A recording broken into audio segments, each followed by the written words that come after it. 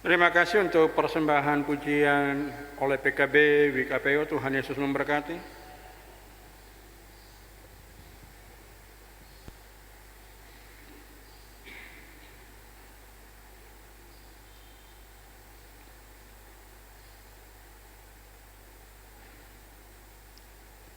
Shalom. Damai sejahtera dari Allah Bapa, Putra dan Roh Kudus bagi semua orang percaya yang hadir di sore hari ini. Dari pembacaan firman Tuhan dalam surat Rasul Paulus kepada Timotius pasal 1 ayat 6 atau pasal 6 dari 1 Timotius pasal 6 ayat 2b sampai dengan 10 diberikan tema kecil oleh Badan Pekerja Sinode GKI di Tanah Papua adalah akar segala kejahatan. Terbaca dari ayat 10, karena akar segala kejahatan ialah cinta uang, sebab oleh memburu uanglah beberapa orang telah menyimpang dari iman dan menyiksa dirinya dengan berbagai-bagai duka. Persekutuan yang dikasihi Tuhan, bagi seorang pelayan muda Timotius adalah hal yang begitu berat dan baginya tidak mampu untuk dapat menjelaskan, untuk dapat mengajarkan kepada jemaat Tuhan di Efesus dalam kondisi dan situasi seperti ini. Dikarenakan Timotius masih sangat muda dan menjadi seorang pelayan. Ya tentunya Bapak Ibu, Saudara-saudari, kita dapat gambarkan itu dalam kondisi kita seperti sekarang ini atau sebelumnya. Dalam satu pelayanan, apabila seorang pelayan yang adalah orang muda, dia pasti mengalami berbagai hal ketika berhadapan dengan orang-orang jemaat yang telah lanjut usia. Dengan segudang pengalaman, pengetahuan, bagaimana orang muda mau berbicara. Namun apa yang disampaikan oleh Rasul Paulus kepada Timotius dalam ayat 2b, ajarkanlah dan nasihatkanlah semuanya ini. Apa yang sedang dihadapi dan harus diajarkan, harus diberitahukan. Hal yang harus diajarkan dan dinasihatkanlah itu terbaca di ayat 3 sampai dengan 5. Bagaimana Timotius melihat kondisi itu dalam jemaat. Nah, saudara-saudari yang dikasihi Tuhan, kondisi inilah yang sedikit disampaikan oleh Rasul Paulus. Jika seorang mengajarkan ajaran lain dan tidak menurut perkataan sehat, yakni perkataan Tuhan kita Yesus Kristus, dan tidak menurut ajaran yang sesuai dengan ibadah kita, ia adalah seorang yang berlagak tahu padahal tidak tahu apa-apa. Penyakitnya ialah mencari-cari soal dan bersilat kata, yang menyebabkan dengki, cedera, fitnah, curiga, percecokan antara orang-orang yang tidak lagi berpikiran sehat dan yang kehilangan kebenaran, yang mengira ibadah itu adalah suatu sumber keuntungan. Nah, saudara-saudari, pada ayat 3 sampai 5 ada beberapa ayat penting yang perlu juga diketahui oleh kita. khususnya pada ayat 5, percecokan antara orang-orang yang tidak lagi berpikiran sehat dan yang kehilangan kebenaran, yang mengira ibadah itu adalah suatu sumber keuntungan. Pada surat 1 Petrus pasal 5 ayat 2 sampai dengan 4 dikatakan oleh Petrus, gembalakanlah kawanan domba Allah yang ada padamu, jangan dengan paksa, tetapi dengan sukarela sesuai dengan kehendak Allah. Dan janganlah karena mau mencari keuntungan, tetapi dengan pengabdian diri. Janganlah kamu berbuat seolah-olah kamu mau memerintah atas mereka yang dipercayakan kepadamu. Tetapi hendaklah kamu menjadi teladan bagi kawanan domba itu. Maka kamu apabila Gembala Agung datang, kamu akan menerima mahkota kemuliaan yang tidak dapat layu. Inilah yang ditekankan oleh Rasul Paulus kepada Timotius. Jaga, jadi seorang pelayan, jadi seorang hamba Tuhan. Bagaimana kehidupanmu dengan orang-orang yang menyampaikan ajaran-ajaran yang bertentangan dengan firman Tuhan atau ajaran sehat?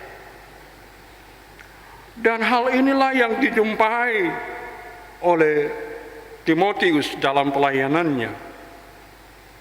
Namun Timotius yang masih muda, yang dimana Paulus mau dia menjadi seorang yang memberi atau menjadi teladan bagi orang-orang percaya,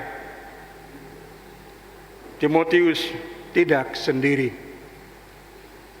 Di atasnya ada seorang bapa rohani yang selalu membimbing, menasihati, menolong dan menguatkan dia dalam menghadapi tantangan pelayanan itu.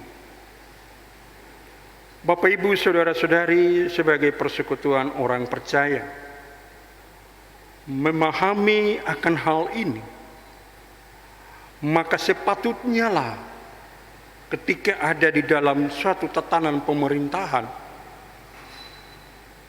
baik tingkat provinsi, kota, dan kabupaten, terlebih lagi anak-anak Tuhan yang memimpinnya, maka seharusnya lah mereka terus memandang dan memohon petunjuk dari Allah sendiri di dalam melaksanakan segala tugas-tugasnya itu.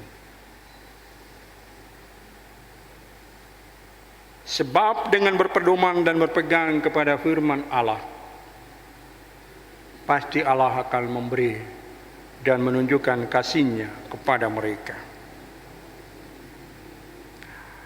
Dan di ayat 6 sampai dengan 10 ada hal yang tentunya menarik bagi kita. Perkataan hikmat ini dikatakan, memang ibadah itu kalau disertai rasa cukup memberi keuntungan besar. Ibadah, kita coba menerjemahkan itu di dalam ruang-ruang tanggung jawab kita. Ibadah dalam arti persekutuan orang percaya, ibadah di mana semua kita berkumpul, kita bersatu untuk memuliakan Tuhan. Bagaimana ibadah itu dinyatakan dengan rasa cukup, atau ibadah dalam arti dalam pekerjaan, baik di kantor, pekerjaan di mana saja, baik di pemerintah maupun di BUMN, BUMD, dan swasta. Kalau kita memandang pekerjaan itu sebagai suatu ibadah, maka pasti kita akan bekerja dengan adil, dengan jujur. Yang kita melihat dalam pekerjaan itu, saya sedang bekerja bagi Tuhan. Bukan saya bekerja karena saya ada membutuhkan sesuatu dari dalam pekerjaan ini. Tidak, tapi kita mau bekerja bagi Tuhan. Namun Bapak, Ibu, saudara-saudari, kadang berbagai kenyataan akhir-akhir ini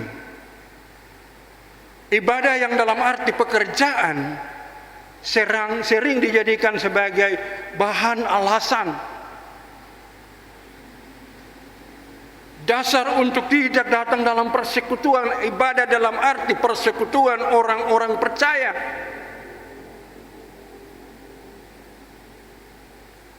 Banyak di antara kita yang akan menggunakan kalimat ini, saya masih lembur, saya masih kegiatan kantor ini, saya masih kerja ini, saya masih kerja itu. Padahal ibadah sebentar lagi berlangsung. Dalam arti persekutuan orang-orang percaya. Kita pun moto di atas ini jelas sekali. Mendekatlah kepada Allah, maka Ia akan mendekat kepadamu.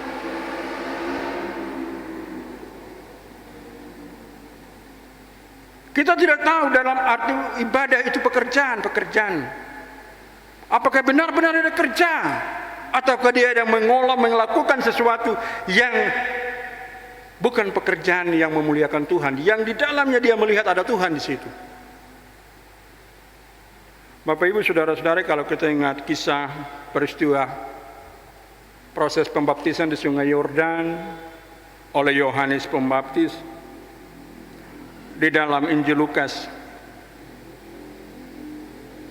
pasal 3 12 sampai 14, ada pemungut cukai datang, "Guru, apa yang harus kami perbuat?"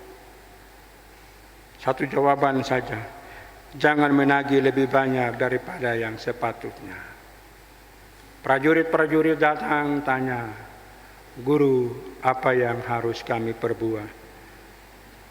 Yohanes bilang, "Jangan merampas dan jangan memeras, dan cukupkanlah dirimu dengan gajimu." Jangan merampas, jangan memeras, cukupkanlah dirimu dengan gajimu. Sederhana saja, simpel saja, tapi itu dia tajam sekali. Tajam untuk memberi kita pengertian. Sehingga Bapak Ibu saudara-saudari, di ayat 6 memang ibadah itu kalau disertai rasa cukup memberi keuntungan. Rasul Paulus bicara kepada jemaat di Roma pasal 14 ayat 17, "Sebab hal kerajaan sorga bukan soal makan minum."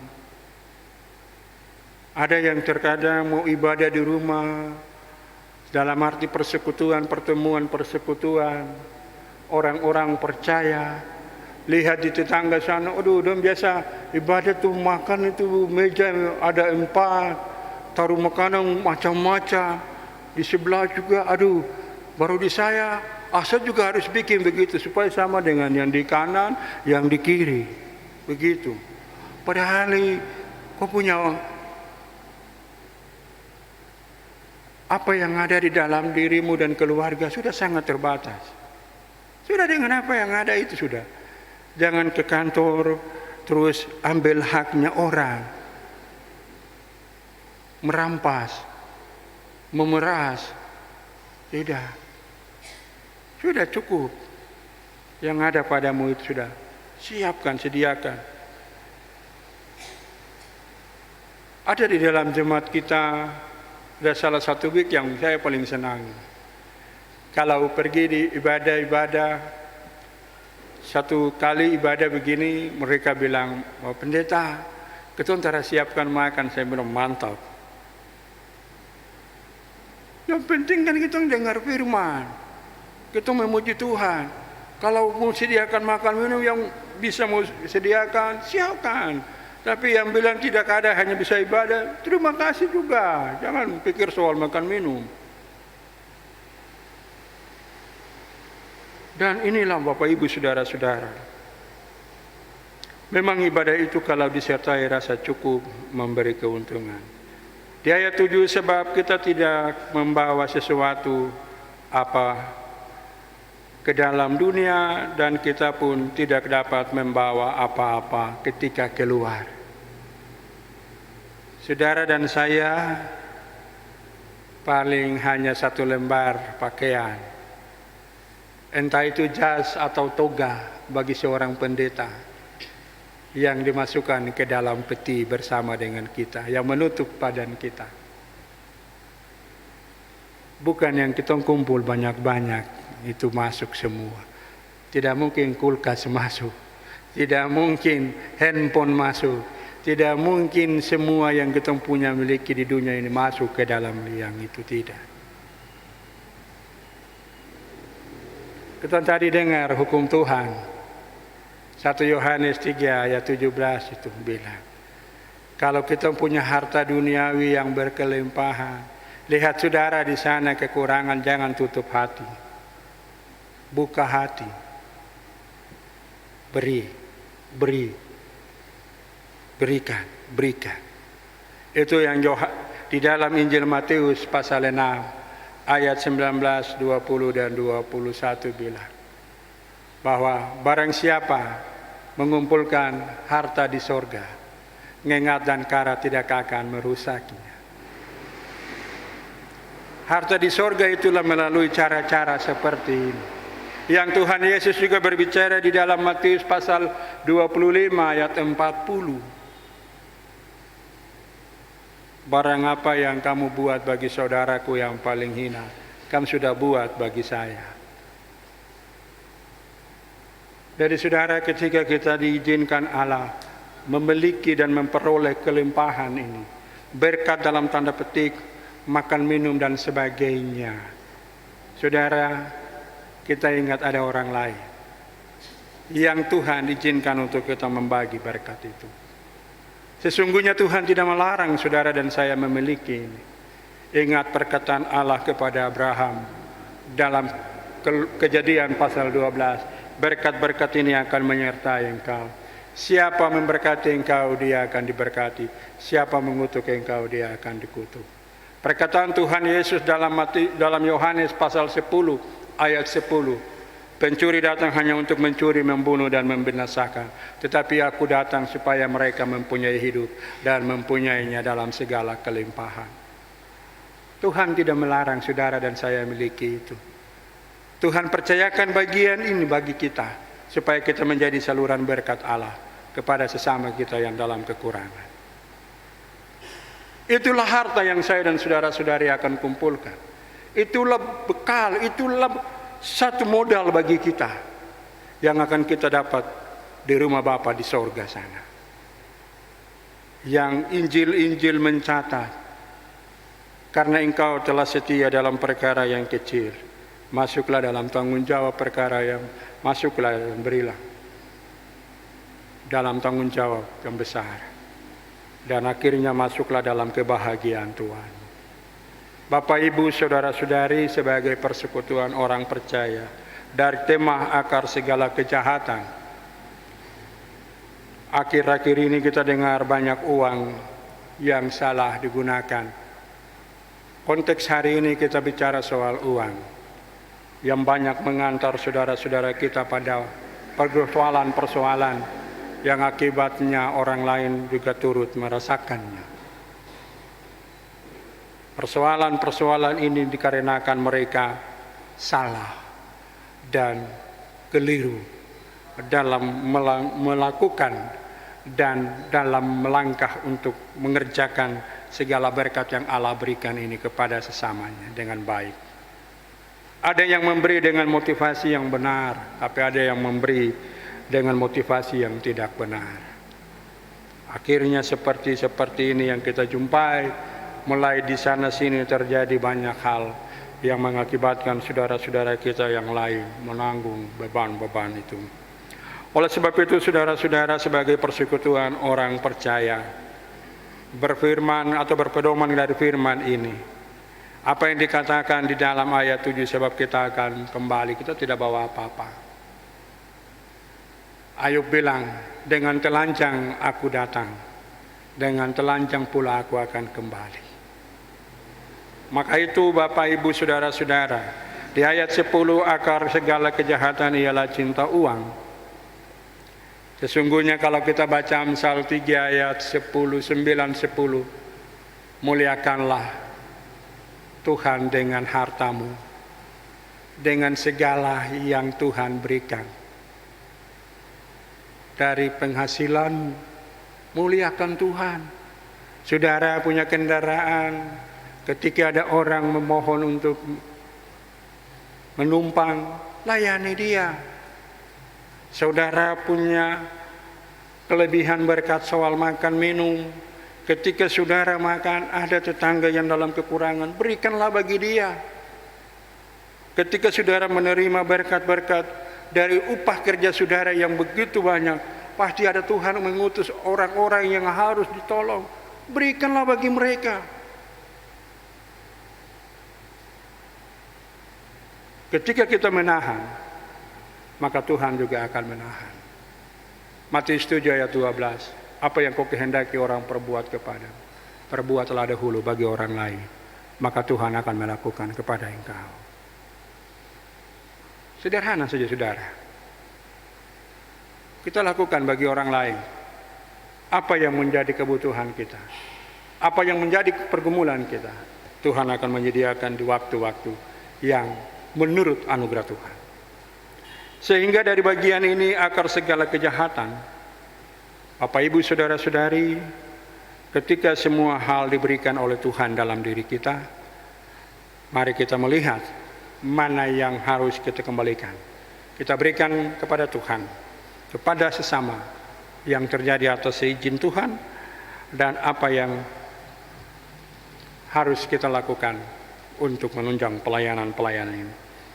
Sehingga dari tema kita akar segala kejahatan, Bapak Ibu saudara-saudari, berkat yang diberikan Tuhan adalah anugerahnya. Mari kita gunakan dengan sebaik-baiknya, supaya janganlah kita jatuh di dalam berbagai-bagai kejahatan yang pada akhirnya menempatkan kita dalam hal yang tidak lagi kita harapkan itu. Sebagaimana perkataan pengkhotbah pasal 12 ayat 1. Hai pemuda, hai ingatlah penciptamu pada masa mudamu. Atau ingatlah penciptamu sebelum tiba hari-hari yang malang, yang kau katakan tidak ada kesenangan bagiku di dalamnya. Ingat dulu Allah. Ingat Yesus. Waktu berkelebihan, waktu berkekurangan. Ketika masa dan waktu yang Tuhan izinkan untuk kita alami, pasti Tuhan menolong kita dari segala-gala pergumulan. Akhirnya Bapak Ibu saudara-saudari, ada satu hal yang terpenting bagi kita. Semua ini akan berlalu. Nubuat akan berlalu. Perkataan-perkataan hikmat akan hilang. Tapi yang akan tinggal kekal selama-lamanya sampai kita kembali adalah kasih. Tuhan memberkati firman-Nya bagi kita semua. Amin.